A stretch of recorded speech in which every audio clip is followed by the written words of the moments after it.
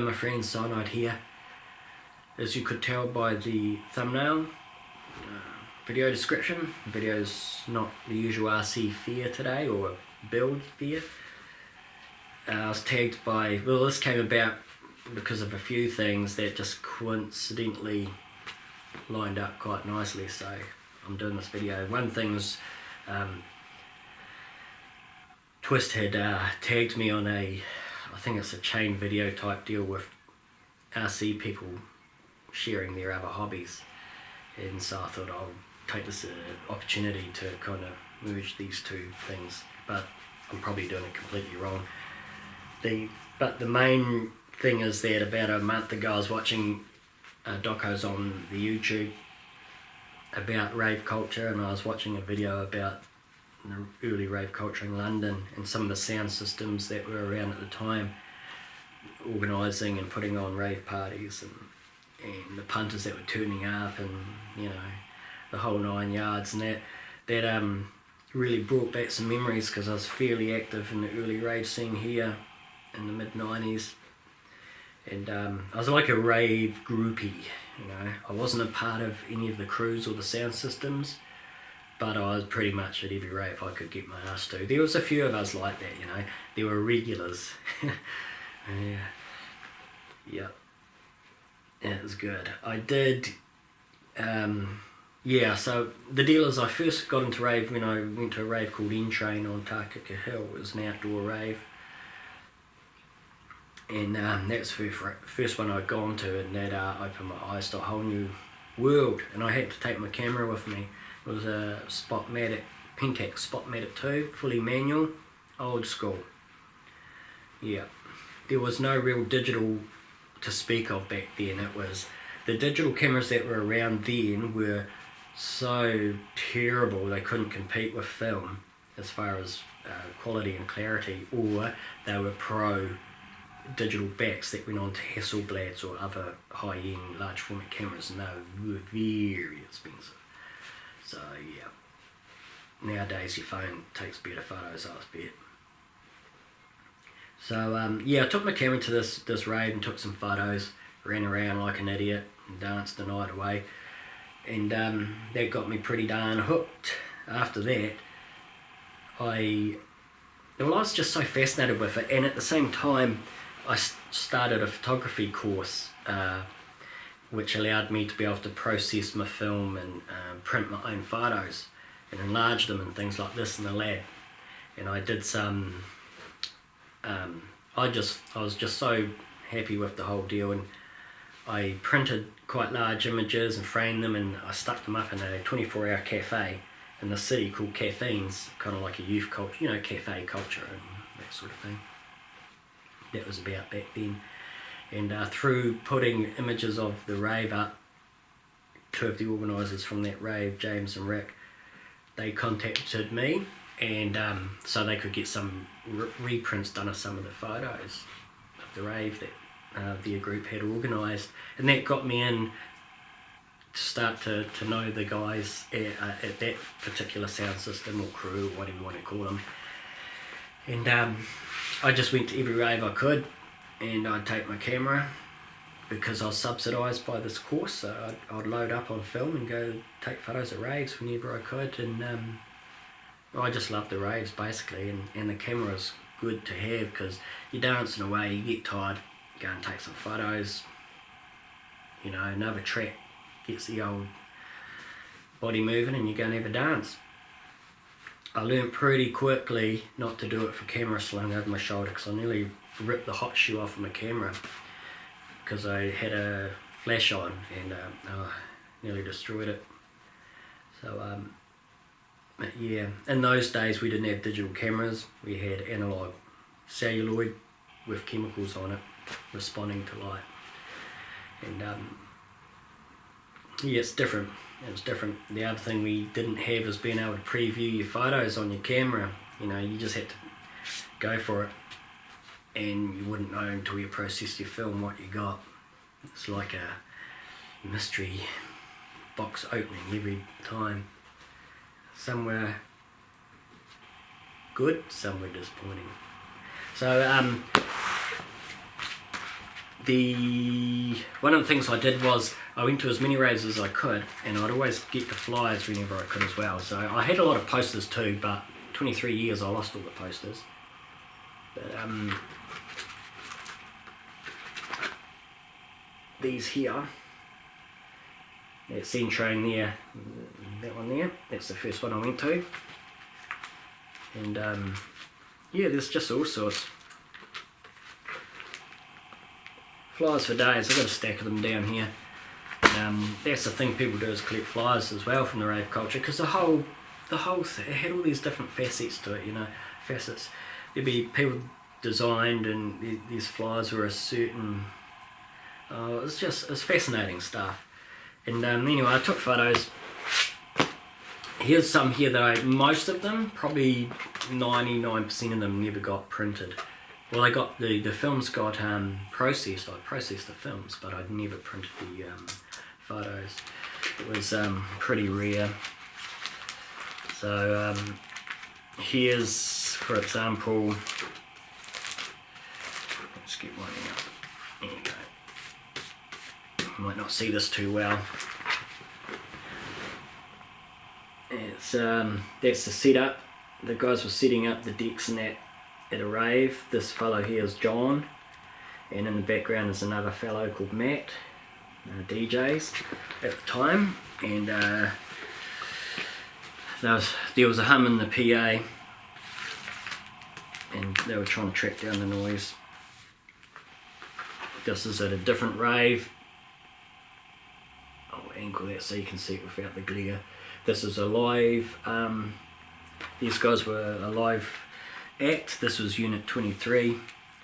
They were about, there was a few local ones, Unit 23, Matapo Pyramid and things like that. And yeah, just, it was good fun times. Let's see, I'm sure I've got some house you might find semi-interesting.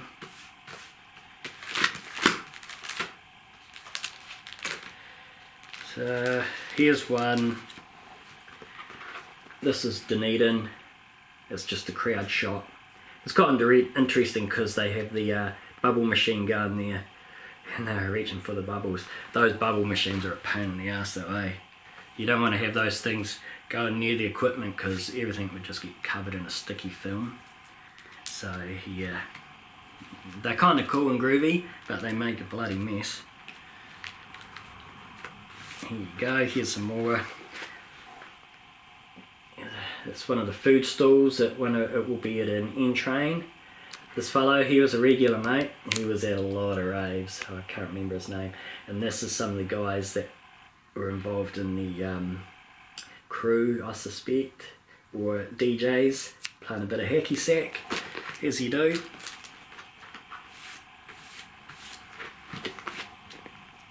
Generic, you know, lights and dancing. So these photos, yeah, they've never seen the light of day because they've been in storage for 23 years, various types of storage, tool sheds and the like, you know, because I'm young, move around, and this was just stuff. And I'm quite happy I still got it, and I'm quite happy that the negatives, as far as I know, haven't gone mouldy because they were poorly stored. I have to admit, I didn't look after them very well. And I thought it'd be, because of this doco that I've seen, I thought it's high time I got a negative scanner and scanned these little guys and uploaded them as slideshows to YouTube, because when I took these, the world was a different place. There was no Facebook and YouTube and digital, this, that and the next thing. The only way I would have got these out to people would have been to do a book, a coffee table style book, and it would have not been, that would have been outside of my means economically. So I've just sat on them. And now, with the thing, social media and the way things are, I think, well, heck, you know, let's get at it, because it's been 23 years and they're gonna rot, these negatives. Nothing lasts forever. And the cancer thing in 2013, you know, that was touch and go for a while there. The doctor said as much later on, and these could have been lost forever. So I want to get these out because they're a little snapshot of history. And you know, I'm not a pro photographer, I'm a hobbyist photographer, and some of these, you know, they're not awesome photos and all that, but they're real. You know, I was there and I captured light that was happening and froze it on a chemical and plastic. So I'm real keen to share these with the world, to be honest. I think back in the day I thought I was going to make a coffee table book, but how could you? I was a student. So contact sheets. In the days before the digitals, where you could just preview your image in camera and, you know, delete it if it was no good. We had to do things differently. This here is what is called a contact, oh, steady, focus. This is called a contact sheet. So what you see here is a entire film laid down in the contact holder and printed as a single 8x10, I think this is. Yeah, 8x10 photographic paper, so you do your whole film in one hit. So the majority of the stuff I've got, this is as far as it got. Some of the photos for the N train, they got printed for the guys because they asked me to come. I go to the those ones like a day early and photograph the crew setting up, and then we'd photograph the rave, and then the cleanup. You know, they invited me to do that, so I'd take a lot of rolls. I'd take a lot of photos to capture the history.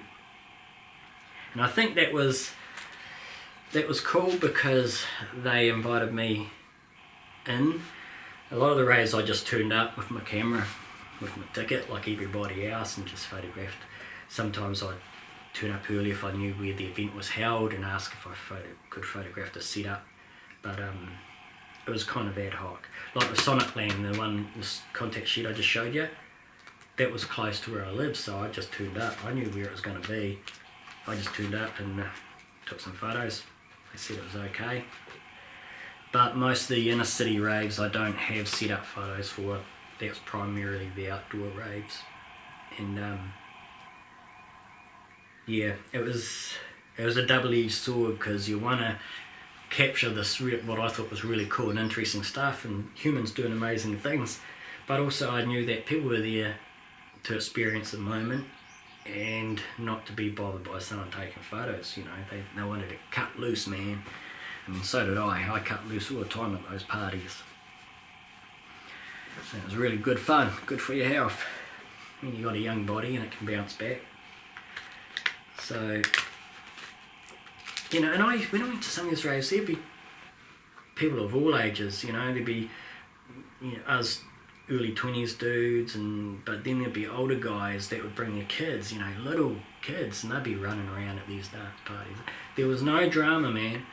Well, there was a little bit of drama here and there, you know, the good old days weren't always good, but for the most part, compare that to people getting leery and pissed in town and that. Yeah, these raves for the most part was safe, I believe. Yeah, you know, they got a bad rap because of the drug thing and all that sort of carry on. And yes, people did overdo it and it caused them grief, but that wasn't the rave culture that did that, that was them. We all know who's responsible for the decisions we make when we go to bed at night, don't we? We can't blame the rave culture, or any other culture for that matter. So, new channel, slideshows of raves in the mid 90's. Small, very small snapshot of this time. When I finished the course, I didn't have the money for the, you know, film or the free film. I stopped photographing the raves. I kept going to them, but I didn't photograph them anymore. And yeah, I just want to enjoy the, you know, the scene. What else have I got to say about this? Not a lot, to be honest. It was really cool though. I'm pleased I got these and I'm looking forward to scanning them and sharing them with people that are interested, because I think it's not that common to have photographs from those early days of the rave scene, especially with the analog equipment. When you're taking photos, if you got strobes going and smoke machines and lasers and robo scans and all that groovy stuff, trying to set the aperture to get your light right and even set the focus, you can't see in that tiny little viewfinder because there's just too much going on. So you would use the lens. The lens have a lot of markings on them, f-stop and distance, so I would just read the lens. I'd just say, I want to photograph that person over there, they're 3 meters away. I'd set the lens to 3 meter focal distance, and then you just maybe do 3 photos, with different f-stops, and hope that one of them catches the right amount of light to make it a usable photo. Yeah. Fun. Anyway guys, I don't want to waffle on too much, it's probably gone on too long already, and if you're interested, especially if you're one of the old crew that used to kick around with back then, and I know there's a couple of yous at least that are subscribed to this channel, that you should head over to that one as well. So and also share it on Facebook, because I don't do Facebook at all, and I know some of you guys do, and I know there are Facebook groups out there dedicated to the older rave culture from the early days, on these early raves where we were doing a mixture of legal raves and illegal raves, indoor and outdoor. Yep. When we were in our 20s. Well, I've got some stories to tell you, man, but I'm not gonna. Not on this channel. Alright guys, catch you on the next one. Next time we'll be getting back to working on the tanker, Fat Eddie. Alright, see ya.